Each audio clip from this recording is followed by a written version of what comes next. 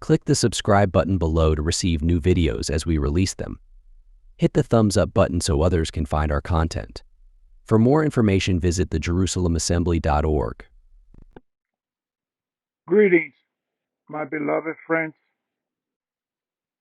I am hoping that the following discourses will be beneficial to all of you. And let me start first by a message that I received a week ago.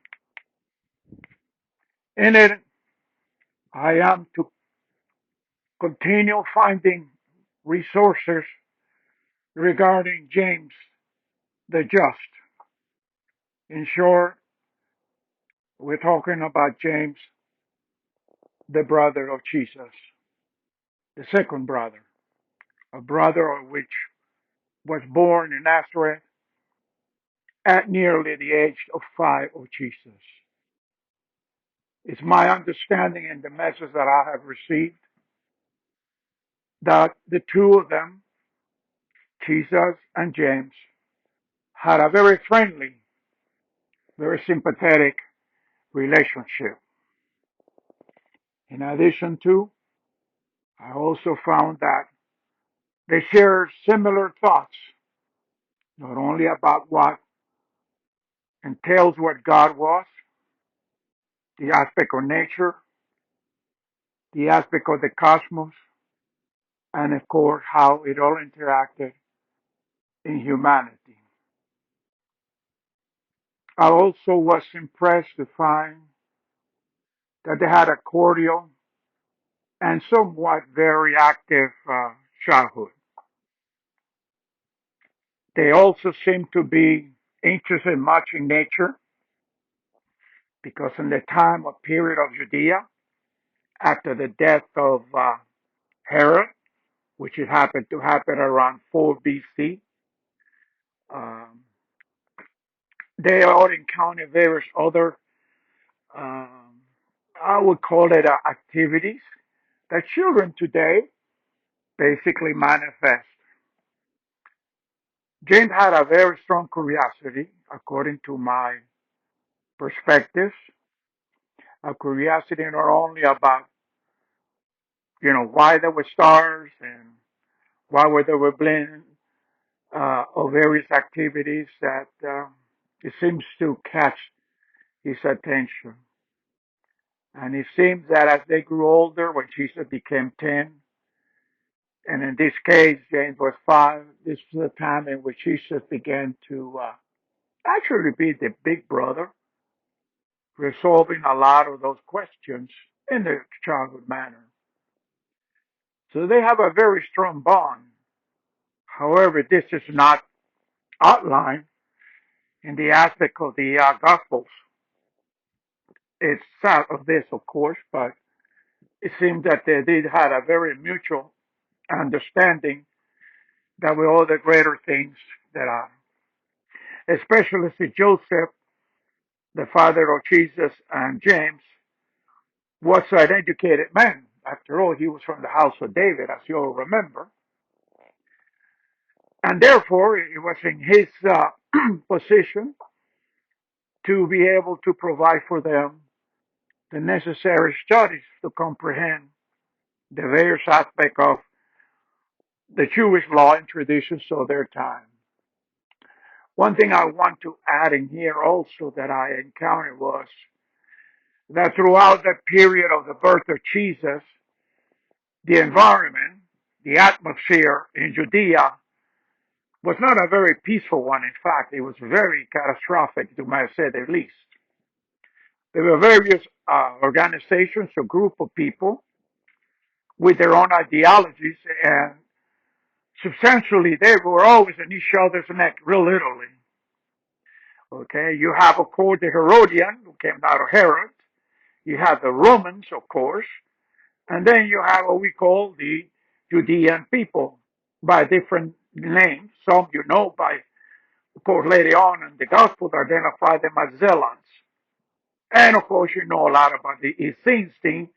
They were also very encumbrance. So all these, shall we call it guerrilla association organization were blended between religious fanaticism, and of course the messianic ideology that the Messiah would come and liberate them. Now, these ideologies have been going for over 200 years, really. So the coming of Jesus was just perfect to enunciate, of course, that they will have the opportunity. And and that's what he brought a lot of the different controversies. As you remember, Herod feared that a king was going to take his place, but much more also later on in another article, I will describe why the Herod has such a fear. But anyway, returning back to there are so many fashions. So Jesus was born under this environment, but as a child, of course, his life was jubilant with the just the world that they exist in Nazareth. I'd imagine what I got to see in the meditation was that they were very much involved. As we know, Joseph was a carpenter, but Joseph was not right away a carpenter. Upon the return to Nazareth from Egypt after spending a time in Egypt until the death of Herod, of course, it happened around 4 BC, is when then he began his enterprise to being a carpenter. Now you got to keep in mind that the carpenter of Jesus' time was not a lucrative profession, but it was one that sustained the family. Okay, the main aspect considered this is visualize, for example, his main thing were to build tables, chairs, and of course plows for people to utilize in their little gardens, like you normally do today in our life. You can have a personal garden in which you grow your goods, your vegetables, and so on. And similarly, Joseph, with the assistance of the two little brothers, okay, Jesus and James, they attended and cared for a small plot of garden nearby their house in Nazareth, which is something that most people don't even are aware of it, that that was part of the subsistence in addition to the aspect of him doing work. I understood also in the vision that both boys helped. Jesus always helped in preparing and assisting his father Joseph. He learned the skills of being a carpenter. And of course, little James, of course, was responsible for cleaning, if you call it, keeping the little shop, which used to be right next to the house. Not a very large one, according to what I what I perceived in the narrative was very, very simple but accommodating. There was a little storage area where the boards were kept to do the different tables or chairs. I noticed that Jesus was very much very good carpenter, a very good craftsman in building chairs. It's interesting because you never think about it what his his hands would have been, but he was very very good at building very basic, very practical chairs. As I say again, they all work in one way or another. And of course, in most of the time, it's not too often known this, but we found out that there were other members of the family, okay, in there. So, for example, after James was born, there was another brother called Joseph, and after that, of course, there were sisters. One of their name was Miriam, another was Martha, and supposedly somewhere in late 9th century AD, there was another little sister named Ruth.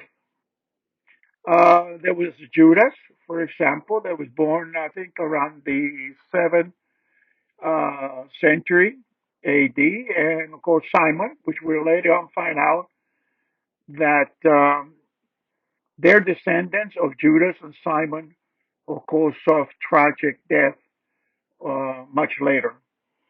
But overall, okay, it's understood that Joseph basically was the cornerstone of the family. He did, like I said, two duties, actually three, in being a father. He was also a farmer and a carpenter. And sadly, he died. Joseph died when Jesus was 14 years old. Now, there's not much to say except that I think that that period of time that was going on is that Joseph died, a possibility of a high fever. Just as we later on, I'll show you that there was also one child of the family of Jesus who died of a fever. But anyway, I will continue later on in another article expanding the name of James the Just, which is very, very important because what I've been given to as to an awareness is that this James, the brother of Jesus, played an immense, and I cannot express the value of James. It is incredible.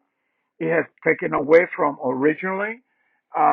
There's a disparity, of course, today as to who was James that we were talking about. But we're talking about James, the brother of Jesus, not James, the young disciple of Jesus. And there has been a lot of mistakes and a lot of convolutions, in other words, in how to do it. So James the Just existed, was real, was the brother of Jesus, that's what we can tell you all, and had a very important part in something that, like I said, was the successor to Jesus, and this was happened in Jerusalem. And there's more about it in the next episode when I do an individual aspect. But this is just an overall to let you know the beauty of how those two little brothers together, alongside with Joseph and Mary, they had a very beautiful, jovial family and a very warm family overall. Okay, and so it is. Peace to all of you.